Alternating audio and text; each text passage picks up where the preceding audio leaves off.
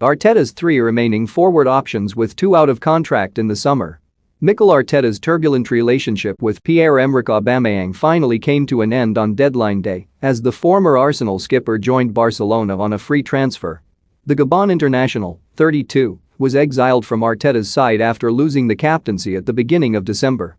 Aubameyang's hefty £350,000 a week salary has been wiped off Arsenal's wage bill following the deal, although it does leave Arteta short of options up front. The Gunners struggled without Aubameyang last month, scoring just once in all competitions. Here, Mirror Football takes a look at Arteta's 3 forward options heading into the back end of the season, and it's not an easy read for supporters. What are your thoughts on Arsenal's transfer business? Let us know in the comments below.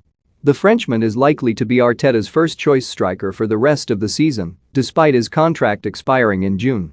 Lacazette, 30, is currently wearing the captain's armband and is the only experienced centre forward in the squad, having scored 199 club goals during his career. Arsenal fans will be concerned about his form, however, as he's found the back of the net just 3 times in the Premier League this season. Having said that, Lacazette has shown leadership since becoming the team's stand-in skipper, and persuading him to stay is a must. The cost of replacing the 16-cap international would be significant and an investment the Gunners may struggle to afford after losing Aubameyang on a free transfer. Injury permitting, Lacazette isn't a bad option between now and the end of the season. The uncertainty surrounding his future, though, is casting a shadow of doubt over the team. The Englishman is in a similar position to Lacazette. He's also out of contract in June, although Arsenal are desperate to keep the emerging striker on their books. I already spoke about Eddie, about how I feel about him, the intentions of the club, and where we are, said Arteta in January. He is with us, every day he shows me, and the club, that he wants to stay with us, and I keep having those discussions with him, but he knows that we want him at the club. But if Arsenal want to keep Nketiah, they need to start playing him. The 22-year-old hasn't started a single Premier League game this season. Nketiah is keen to play regularly, and it's believed he's already rejected 2 contract offers from the Gunners amid plenty of interest.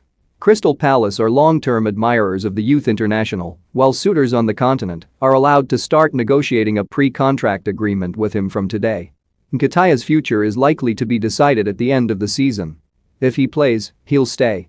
If he remains on the periphery, though, he'll leave. With Aubameyang quitting the club, this could be the perfect opportunity for Nketiah to flourish. The next 6 months will define his Arsenal career. There's no guarantee Arteta will play or sign a traditional centre forward in the future. The false 9 formation is becoming increasingly common, with Arteta's mentor, Pep Guardiola, deploying it at Manchester City to great success.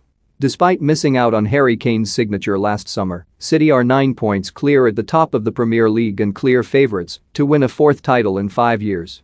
Arteta was Guardiola's assistant for the first 2 of those titles and could adopt the philosophy. Gabriel Martinelli could be the perfect candidate for this role. He's certainly got the talent and, at 20, is young enough to mold into a forward for the modern game. Arteta doesn't have a great track record with playing a false 9, however, with Emile Smith-Rowe starting Arsenal's Europa League semi-final defeat to Villarreal last April. "Obviously when you lose you always get it wrong," said Arteta when asked about his strategy after the game. "We were really stretched and we didn't have the right spaces with the right people. And then we were open, and then we didn't give ourselves the chance, even to get set in the final third to do what we wanted to do, because we weren't precise on the ball as well."